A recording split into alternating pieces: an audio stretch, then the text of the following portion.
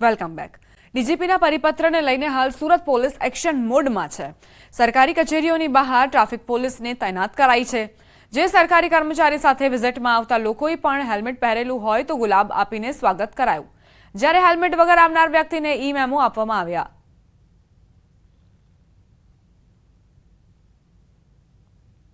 15 તારીખથી ગુજરાતભરમાં હેલ્મેટનો કાયદો કડકપણે અમલ થઈ રહ્યો છે, ત્યારે આજથી કહી શકાય છે કે સુરત ડીજીના પરિપત્ર બાદ સુરત પોલીસ દ્વારા સરકારી કચેરીઓમાં કહી શકાય અધિકારીઓને તૈનાત કરવામાં આવ્યા છે। જે લોકો હેલ્મેટ પહેરીને આવે છે તેને ગુલાબ આપવામાં આવે છે અને જે વ્યક્તિઓ હેલ્મેટ વગર આવે છે તો તેમને દંડ કરવામાં આવે છે। આપણી સાથે ટંડેલ સાહેબ અધિકારી છે।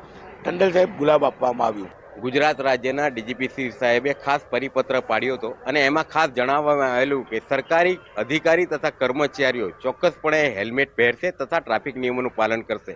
જેના અનુસંધાને અમે હાલ કલેક્ટર ઓફિસ ખાતે ચેકિંગ કરી રહ્યા છે અને જે કર્મચારીઓ હેલ્મેટ પહેરીને આવે છે એને અમે ફૂલ આપી એને પ્રોત્સાહિત કરીએ છીએ તથા જે નથી પહેરીને આવતા એને અમે ઈ મેમો આપી દંડ કરીએ છીએ અને તમામને અનુરોધ કરીએ છીએ કે હેલ્મેટ અવશ્ય પહેરે, જેથી કરીને જે ફેટલ અકસ્માત છે એમાં ઘટાડો થાય અને કોઈની જાનહાનિ ન થાય। સાહેબ, સરકારી કર્મચારીઓ માટે આ નિયમ છે કે સરકારી કચેરીમાં આવતા તમામ લોકો માટે? આમ તો સરકારી કર્મચારીઓ માટે એટલા માટે હાલ ચેકિંગ માટે રાખવામાં આવ્યું છે કે સરકારી કર્મચારી તથા અધિકારી એ તમામ માટે રોલ મોડેલ હોય છે લોકો માટે, જેથી કરીને જો સરકારી કર્મચારી પહેરશે તો આમ લોકો પણ ઇઝીલી પહેરશે।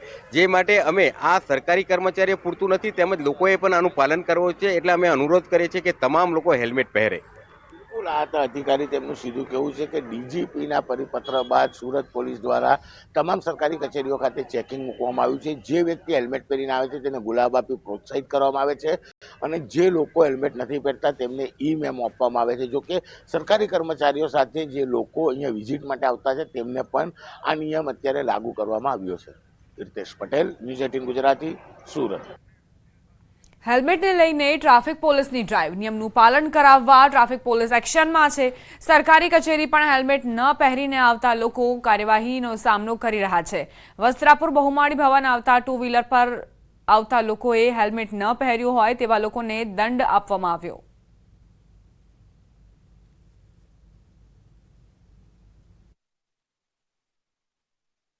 હેલ્મેટના નિયમોનું પાલન કરાવવા માટે હવે ટ્રાફિક પોલીસ છે તે એક્શનમાં આવી છે અને તમામ જે સરકારી કર્મચારીઓ છે તેના માટે હેલ્મેટ ફરજિયાત કરવામાં આવ્યું છે। જો ટુ વ્હીલર ઉપર હોય તો તે વ્યક્તિએ હેલ્મેટ પહેરવું ફરજિયાત છે, પરંતુ લોકો હેલ્મેટ નથી પહેરતા। ત્યારે આજે ટ્રાફિક પોલીસ દ્વારા અત્યારે જોઈ શકો છો કે આ વસ્ત્રાપુરની બહુમાળી ભવન છે અને બહુમાળી ભવનમાં જે સરકારી કર્મચારીઓ આવી રહ્યા છે તેને પૂછવામાં આવે છે હેલ્મેટ શા માટે નથી પહેર્યું અને તેને અત્યારે દંડની કાર્યવાહી છે તે કરવામાં આવી રહી છે। જે સરકારી કચેરીઓ છે ત્યાં તમામ જગ્યાએ અત્યારે ડ્રાઈવ શરૂ કરી છે અને જે પણ કર્મચારીઓ આવે છે તેને પાસે જો હેલ્મેટ ન પહેર્યું હોય તો દંડની કાર્યવાહી કરી અને એક્શન લેવામાં આવે છે।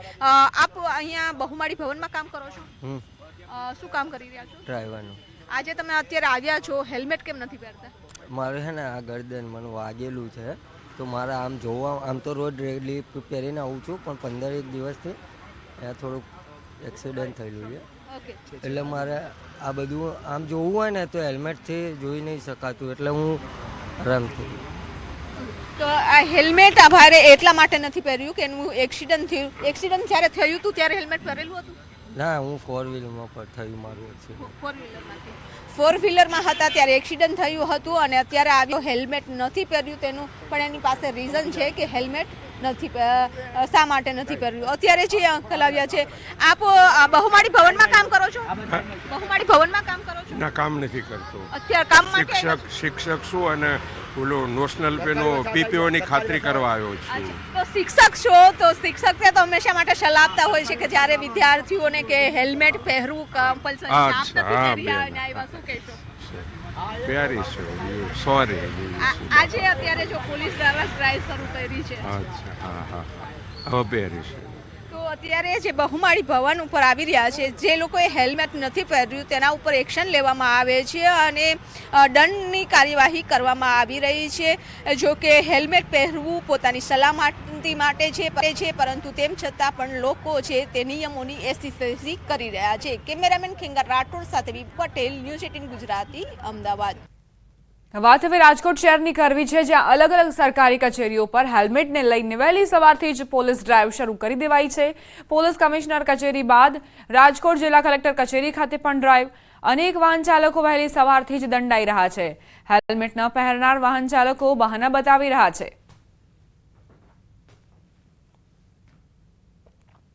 સિટીમાં હેલ્મેટ કોઈ નથી પહેરતું, તો અમે ક્યાં પહેરે? કોઈ એવું નિયમ કર્યો હોય, અને કર્યો હોય તો કીધું હોય તો પહેરે ને. તો પછી 500. સિટીમાં બધા માટે નિયમ સરખો હોવો જોઈએ, મારું તો કહેવાનું એટલું છે. બીજું હોય બધી જગ્યાએ હેલ્મેટ વગરના રખડાય, બધાને પકડવા જોઈએ. ડીજીપીને આદેશ બાદ રાજકોટ શહેરની અલગ અલગ સરકારી કચેરીઓ ખાતે અત્યારે પોલીસ દ્વારા જે છે એ કડક ચેકિંગ કરવામાં આવી રહ્યું છે. હેલ્મેટને લઈને ડ્રાઈવ કરવામાં આવી રહી છે. અત્યારે અહીંયા એક હેલ્મેટ પહેરેલા જે વાહન ચાલક છે તે પણ જોઈ શકાય છે. જોકે તેમને પણ અત્યારે પૂછપરછ કરવામાં આવી રહી છે, તેમની પણ પાસેથી વિગતો લેવામાં આવી રહી છે.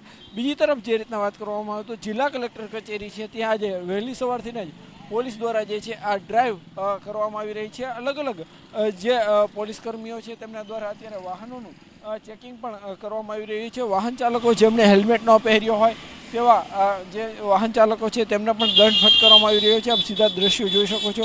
જે રીતના પોલીસ કમિશનર કચેરી બાદ રાજકોટ જિલ્લા કલેક્ટર કચેરી ખાતે પણ આ રીતના ડ્રાઈવ યોજવામાં આવી રહી છે. રાજકોટ શહેરની અલગ અલગ જે કચેરી છે આ કચેરી ખાતે પણ અત્યારે જે છે ડ્રાઈવ યોજવામાં આવી રહી છે. વાહન ચાલકો દંડાઈ રહ્યા છે. વાહન ચાલકોને પણ અત્યારે દંડ ભરવાનો વારો આવી રહ્યો છે. અહીંથી જે પસાર થાય ત્યાં થતા વાહન ચાલકો હોય છે તે પણ અત્યારે દંડ ભરી રહ્યા છે. ક્યાંક ને ક્યાંક વાહન ચાલકોમાં ક્યાંક નારાજગી જોવા મળી રહી છે. જો કે નિયમોનું પાલન કરવું તે અતિ આવશ્યક છે. કેટલાક વાહન ચાલકો આ વાતને સ્વીકારી પણ રહ્યા છે. હાર્દિક જોશી, ન્યૂઝ 18 ગુજરાતી, રાજકોટ. સમાચાર ભાવનગરથી બંધ ફ્લેટમાં આગ ભભૂકી ઉઠી. વિરાણી સર્કલ પાસે આવેલ રાજમંદિર એપાર્ટમેન્ટના બીજા માળે બંધ ફ્લેટમાં આગનો બનાવ બન્યો. આગની ઘટનામાં ઘરમાં રહેલ તમામ સામાન અને ઘરવખરી બળીને ખાખ થઈ છે. અન્ય ફ્લેટ ધારકોના જીવ પણ તાળવે ચોંટ્યા હતા. આગની જાણ થતાં ફાયર વિભાગની ટીમ ઘટના સ્થળે પહોંચી અને આગને કાબૂમાં લીધી. આગ લાગવાનું કારણ હજુ જાણી શકાયું નથી.